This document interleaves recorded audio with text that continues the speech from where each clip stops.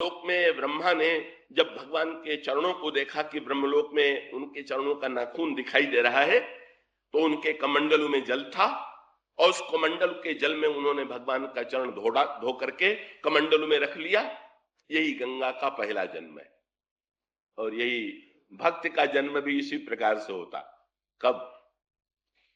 जब भगवान नाप ले। भगवान काहे को नाप रहे थे? क्या जमीन नाप रहे थे क्या?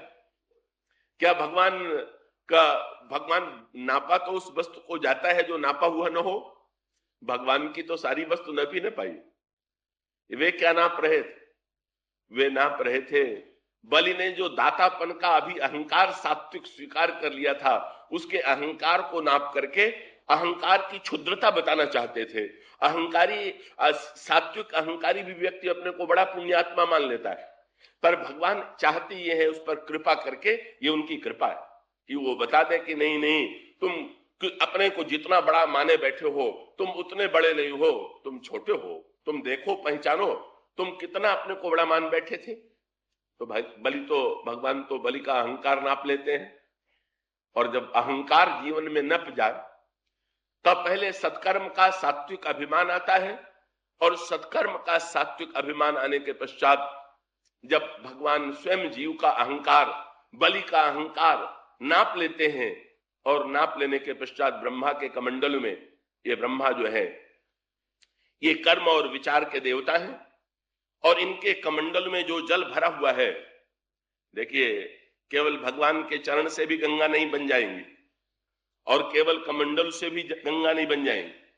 कमंडल भी न जाने कब से था और भगवान के चरण तो अनादि है ही है, लेकिन गंगा का प्रादुर्भाव कब हुआ, गंगा का जन्म कब हुआ? जब कमंडल के जल से भगवान के चरण धोए गए। यही हमारे आपके जीवन में है क्या? ब्रह्मा के कमंडल में ये जल भरा हुआ है। ये जल कौन सा है? ये ब्रह्मा के कमंडल में जो जल भरा हुआ है, ये अनुराग का जल है, प्रेम का जल है। रामचरितमानस में कहा गया, प्रेम भगति जल बिनु रघुराई, अभी अंतर मल कबहु न जाई। का अनुराग ही वस्तुतः दिव्य जल है। और इसका अभिप्राय यह है कि अगर भगवान के चरण हो और जीव में या भक्त में अनुराग न हो, इन चरणों से अनुराग का जब संस्पर्श होता है तो भक्ति की गंगा जो है हमारे हृदय में आ जाती है। अगर हृदय में अनुराग हो और भगवान न हो तो अनुराग की सार्थकता नहीं, और भगवान हो और अनुराग न हो तो सार्थकता नहीं। वो तो भगवान और अनुराग दोनों मिले तो कहीं जाकर के भक्ति की गंगा निकले। भक्ति की गंगा निकल आई, ब्रह्मलोक में उनका जन्म हो गया। यही इसी क्रम से बलि ने अंत में धन्यता प्राप्त कर ली। जब बलि से भगवान ने कहा कि अब बाकी बचा हुआ जो एक पग है उसको भी दे, तो बलि ने कहा कि मेरे पास तो अब कुछ नहीं बचा, आपने सब नाप लिया। भगवान ने कहा कि नहीं, जब तक तुम दोगे नहीं तब तक तो मैं तुम्हें छोड़ूंगा नहीं। तो बलि को अचानक, पहले तो बलि कह रहा था कि मैंने तो आपने सब नाप लिया, अब मैं क्या दे दूं। पर अंत में बलि को सद्बुद्धि आ गई, क्योंकि वहां तो गंगा निकल चुकी है, भक्त का आप उदय हो चुका है। बलि ने तुरंत कहा कि महाराज अब तो मैं ही बचा हुआ हूं, अब मुझे को नाप लीजिए। सो भगवान ने तुरंत जिन चरणों से गंगा निकली थी उन्हीं चरणों को बलि के मस्तक पर रख दिया। बलि के शरीर को उन्होंने नापा और कहा कि भाई सचमुच 3 पग पूरे हो गए, तुम्हारा दान धन्य हो गया, अब तो तुम जो कहोगे वो मैं करूंगा, तुम बताओ मैं क्या करूं। और उसका अभिप्राय क्या? सारा ब्रह्मांड बलिदान माने क्या होता है? सब कुछ दे देने के बाद भी जब तक अहम का दान नहीं होता तब तक बलिदान नहीं होता। बलिदान का अभिप्राय यह है अपने अहंकार को छोड़ देना, अपने अहंकार को का इष्ट देव के चरणों में समर्पित कर देना। और जब व्यक्ति का अहंकार तब भगवान के चरणों में अर्पित हो जाता है, तब भक्ति की गंगा प्रकट हो जाती है, सत्कर्म की सार्थकता हो जाती है। और ऐसी परिस्थिति में ये जो गंगा का प्राकट्य है यही भक्ति के प्राकट्य का स्वरूप। लेकिन ये गंगा ब्रह्मलोक में तो दुर्लभ थी, फिर मृत्युलोक में कैसे आई? और इसका अभिप्राय ये कि ये संदेह होता है कि भाई भक्ति जो है वो तो ब्रह्मलोक की बड़े ऊंचे लोगों की वस्तु है, नीचे कैसे उतरे? साधारण लोग, हम लोग तो मृत्युलोक के रहने वाले हैं, तो मृत्यलोक वाले तो ऊपर के लोगों के लोग तो भक्ति को पा सकते हैं, पर क्या साधारण लोग भी भक्ति को पा सकते हैं क्या? ये तो भाई भक्ति की तो विशेषता यही क्या, ज्ञान जो है वो तो दुर्लभ है, ज्ञान सबके लिए नहीं है। और कर्म में भी प्रत्येक व्यक्ति कर्म योग का आश्रय नहीं ले सकता। पर भक्ति योग की विशेषता तो ये है कि ये भक्ति योग जो है कि ये तो प्रत्येक व्यक्ति इसका अधिकारी है, का ब्रह्मा से लेकर के। अब यहीं पर आप जोड़ करके इस केवट प्रसंग पर ध्यान करेंगे। भगवान के जिन चरणों को ब्रह्मा ने अपने कमंडलों में धोया था, भगवान के उन्हीं चरणों को केवट अपने कठौते में भी धो सकता है। केवल ब्रह्मा का ही अधिकार नहीं है, केवल ब्रह्मा ही इसको पाने के अधिकारी नहीं, इन चरणों को केवट भी इन चरणों को पा सकता है। और ब्रह्मा का कमंडल तो ब्रह्म बड़ा दिव्य है, का वो तो रहता है ब्रह्मलोक में। केवट का कठौता, और केवट कहां ब्रह्मा और कहां केवट का एक वो कठौता कि जिस कठौते के द्वारा का नाव में पानी भर जाने के बाद वो उलीचा करता था, का उसी कठौते में उसने चरण धोया। ये है का भक्ति गंगा जो है का एक ओर तो ब्रह्मलोक में है, और दूसरी ओर भक्ति गंगा जो है का उनके प्राकट्य की कथा में भी आप जानते हैं। फिर गंगा की आवश्यकता का अनुभव मृत्युलोक में भगीरथ ने किया, और फिर भगीरथ ने का बड़ी तपस्या किया, और तपस्या करके गंगा जी से ये कहा, प्रार्थना की ब्रह्मा जी से कि मेरे पुरखों का उद्धार करने के लिए आप गंगा को नीचे उतारिए। उस समय गंगा जी ने एक प्रश्न किया कि मृत्युलोक में मुझे धारण कौन करेगा? तो भगीरथ जी ने तुरंत शंकर जी पर ध्यान किया, शंकर जी के चरण पकड़ लिए। शंकर जी ने तुरंत कहा, मैं अपने मस्तक पर धारण करूंगा। हाँ, तो जो गंगा ब्रह्मलोक में कमंडल में रहती हैं, वो मृत्युलोक में शंकर जी के मस्तक पर निवास करती हैं। शंकर जी मूर्तिमान विश्वास, ब्रह्मा विचार के देवता हैं, तो शंकर जी विश्वास के देवता है। विचारक जिस भक्ति को विचार के द्वारा पाता है, हम मृत्युलोक के प्राणी उसी भक्ति को विश्वास के द्वारा पा सकते हैं, विश्वास के द्वारा जीवन में धन्यता प्राप्त कर सकते हैं। भगीरथ ने पाया, लेकिन ठीक है, गंगा नीचे उतर आई, और ये गंगा पतित पावनी है का उन्होंने का हिमालय का ब्रह्मलोक से उतर करके शंकर जी के मस्तक पर आई, शंकर जी से के मस्तक से उतर करके नीचे आई। ये उनकी दया है, यही करुणा, ऊपर से नीचे की ओर आना का। जीव बहुधा चेष्टा करता है, ठीक ही है, नीचे से ऊपर जाने की, लेकिन दोनों ही बात है। व्यक्ति नीचे से ऊपर जाने की चेष्टा करे, ये भी एक प्रयास, पर ऊपर से नीचे उतारा ना, ये और भी सुलभता की बात है। इसलिए गंगा के विषय में कहा जाता है कि गंगा वैसे तो जहां जहां जाती है सब स्थान धन्य है, पर गंगा में 3 स्थान धन्य विशेष रूप से। कौन से? बोले हरिद्वारे प्रयागे च गंगा सागर संगम में। 3 तीर्थ सबसे बड़े हैं गंगा के किनारे। कौन?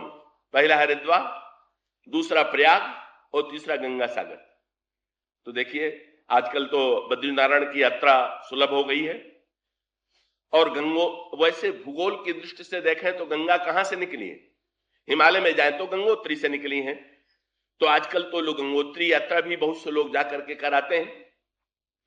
तो ये प्रश्न आना स्वाभाविक है कि हमारे शास्त्रों ने लिखा होता कि गंगा 3 स्थान में पवित्र है, पहली गंगोत्री, दूसरा प्रयाग, और तीसरा गंगा सागर, जहां से निकली थी, जहां यमुना और सरस्वती से मिली थी, और जहां समुद्र में समा गई थी। तो ये स्वाभाविक होता, पर उन्होंने कहा कि नहीं, गंगोत्री से अधिक महत्व किसको दिया?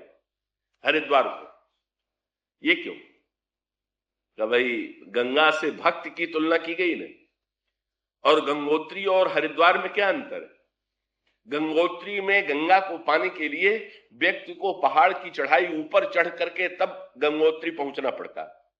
और हरिद्वार, बोले हरिद्वार की विशेषता यह है कि वहां गंगा को पाने के लिए ऊपर नहीं चढ़ना है, अपितु गंगा को उतर करके हमें दर्शन देना है। तो भक्त कहता है कि भक्ति की पराकाष्ठा यह है कि अगर गंगोत्री तक चढ़ना पड़े और ऊंचाई पर चढ़ के भक्ति की प्राप्ति हो, तो वो भक्ति सबको सुलभ नहीं होगी। लेकिन अगर गंगा स्वयं नीचे उतर आवे तो उसका परिणाम होगा कि गंगा की प्राप्ति सबको सुलभ हो जाएगी। तो गंगा जो है कि गंगा नीचे उतरती है हरिद्वार में सबसे पहले, इसलिए हरिद्वार को महत्व है। और भक्ति की भी विशेषता यह है कि गंगा भक्ति जो है जितनी सुलभ होती जाए, जितनी सरल होती जाए, ब्रह्मा को प्राप्त हो, शंकर जी को प्राप्त हो, संसार के केवल ब्रह्मा और शंकर जी ही भक्ति न कर सके, अपितु संसार का प्रत्येक व्यक्ति भक्ति को प्राप्त करके धन्य हो सके, भक्त के द्वारा हमारे जीवन पवित्र हो सके, तब हमारे जीवन में भक्ति की समग्रता। तो ये जो भक्ति है वही गंगा। और ये भगवान राम इस समय कहां खड़े हैं? केवट कहां खड़ा है? केवट तो गंगा के किनारे, बस इसने स्थान बहुत बढ़िया चुना। केवट यमुना के किनारे नहीं बैठा, केवट सरस्वती जी को ढूंढने के लिए नहीं गया, केवट तो गंगा के किनारे पर बैठ गया। और बैठ भी गया तो कितनी बढ़िया बात। अयोध्या भी भगवान का दर्शन करने नहीं गया। बोले नहीं महाराज, आप ही दर्शन देने चले आओ तो ठीक है, भला अयोध्या के राजमहल में हम जैसे केवटों का प्रवेश कहां पर, हम कहां घुस पाएंगे वहां पर के राजमहल में। अयोध्या में तो ईश्वर ऐसा जान पड़ता है कि जैसे ईश्वर दुर्लभ है। अयोध्या में ऐसा जान पड़ता है कि ईश्वर को पाने के लिए का जब राजमहल में प्रवेश मिले तब कहीं ईश्वर की प्राप्ति होगी। केवट का प्रसंग क्या है? केवट को भगवान की प्राप्ति कहां पर हुई? केवट को भगवान की प्राप्ति, केवट भगवान को पाने के लिए अयोध्या नहीं गया, अपितु भगवान ही केवट को दर्शन देने के लिए गंगा के किनारे तक चले आए। और इसीलिए तो केवट इतना निश्चिंत था, बड़ा अनोखा केवट था। आगे चल करके ये बात आती है कि जब केवट ने पार उतारा तो भगवान राम सोचने लगे कि केवट को क्या दे। अब केवट तो बड़ा भगवान राम की बात सुन करके ही बड़ा हंसा। जब केवट से भगवान ने कहा केवट तुम मुझे पार उतार दो, तो केवट मन ही मन हंस करके सोचने लगा, बोले महाराज आज तक ईश्वर को तो पार उतारते देखा था, पर ईश्वर उतरने के लिए जीव के पास आ गया, ये तो नई बात हो गई। ये तो सब कुछ पलट गया। और पलट गया तो आज कोई डरने की ईश्वर से आवश्यकता नहीं है। ईश्वर को अधिकांश लोग मानते भी हैं तो या तो लोभ के मारे या भय के मारे। पर ईश्वर को केवट ने माना तो लोभ के मारे माना कि भय के मारे माना? उसने कहा भय नहीं है। लक्ष्मण जी से संसार में कौन नहीं डरता, बड़े बड़े डर जाते हैं। लखन सकोप वचन जब बोले, डगमगान मही दिग्गज डोले, ऐसे लक्ष्मण जी बोलने वाले। और वही लक्ष्मण जी खड़े हैं बगल में। लक्ष्मण जी साक्षात काल के रूप हैं, पर केवट निर्भय कितना है, भय के मारे ईश्वर को मानने वाले बहुत। पर केवट जो है वो तो बिल्कुल कह देता है बरु तीर मारे ही लखन पे, बोले चाहे बहुत करेंगे तो बाण चला देंगे, पर मैं अपनी बात पर दृढ़ हूं, भय भी नहीं और लोभ भी लेश नहीं। कह दिया कि आपको ये चिंता न हो कि जब ये पार उतारने के पहले इतनी झंझट कर रहा है तो उतारने के बाद कितनी मांग करेगा और क्या झंझट करेगा। तो मैं विश्वास आपको दिला देना चाहता हूं कि बाद में मैं आपसे रंच मात्र कोई हट नहीं करूंगा, कुछ भी न नाथ उतराई चाहो, भय और लोभ समुक्त। केवट भगवान श्री राघवेंद्र से आज जो केवट चाहता है, केवट और भगवान राम का प्रसंग क्या है, केवट ने किस तरह से भगवान को दुर्लभ से सुलभ बनाया। अयोध्या से चल करके जो भगवान आए, केवट ने कहा नहीं महाराज, जब तक ब्रह्मा के कमंडलों में गंगा रहेंगी तब तक। और केवट ने साथ साथ, केवट का उद्देश्य क्या था? केवट ने कहा कि महाराज मैं तो नई गंगा बनाऊंगा और कठौते में नई गंगा बनाऊंगा। भगवान ने कहा गंगा तो सामने बह रही है। सो केवट ने कह दिया कि महाराज, भगवान कहने लगे भाई बड़ी देर हो रही है, जल्दी से पार उतार दो। तो केवट ने भगवान राम से पूछ दिया कि महाराज आप तो मर्यादा पुरुषोत्तम है, ये बताइए जो पहले से खड़े हैं पहले उन यात्रियों को पार उतारो कि पहले आपको उतार दो। तो भगवान ने कहा कि भाई जो पहले से आए हुए हैं उनको पहले पार उतारो। तो केवट ने भगवान को दिखाया, बोले ये देख लीजिए हमारे सारे पुरखे जो हैं पार उतरने के लिए खड़े हैं, बेचारे पार नहीं उतर पाए। और भगीरथ ने अपने पुरखों का उद्धार करने के लिए गंगा को धरित्री पर बुलाया था, पर उन्होंने तो तपस्या की थी। महाराज तपस्या करना भी हमारे बस में नहीं।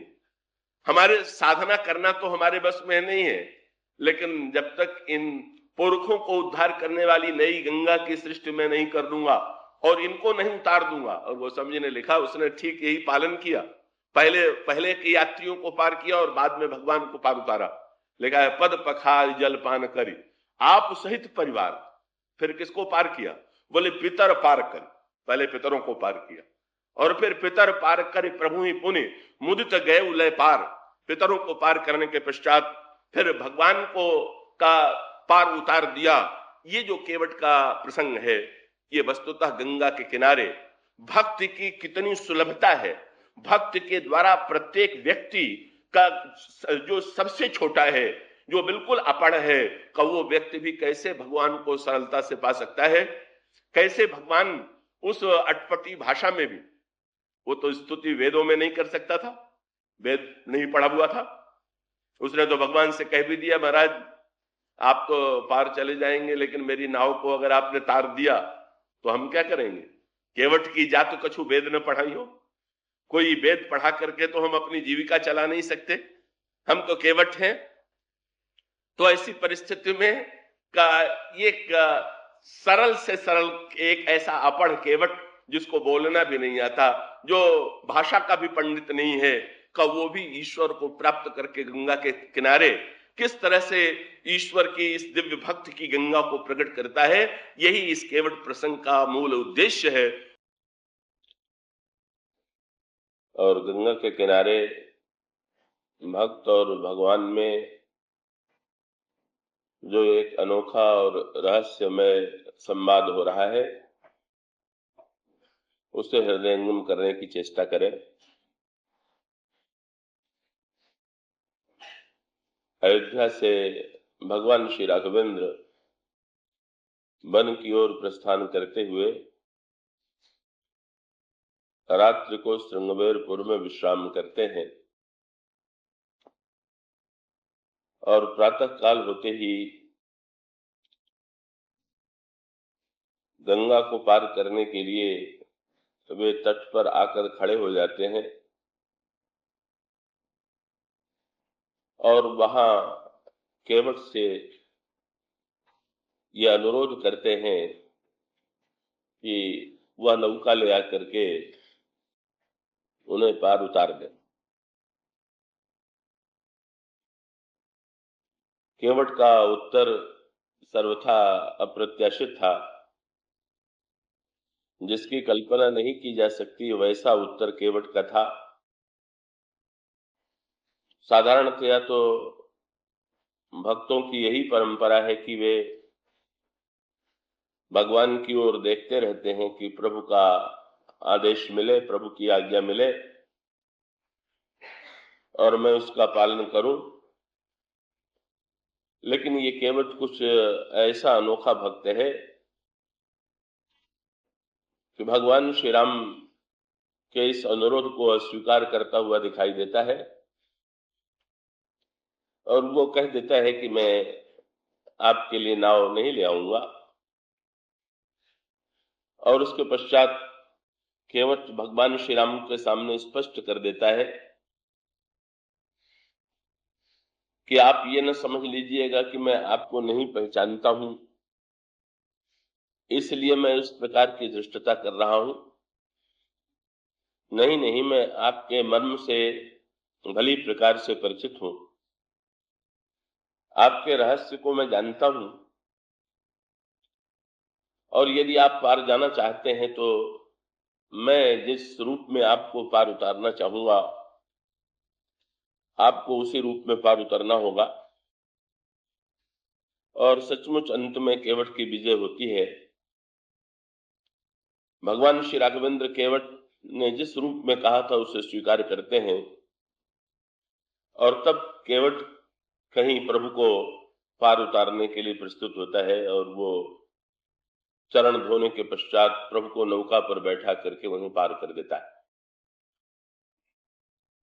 तो केवट प्रसंग तो संक्षेप में इतना ही है, पर उसके रहस्य पर यदि विचार करें तो जैसा कि कल आपके सामने प्रसंग चल रहा था गंगा के किनारे रहने वाला यह केवट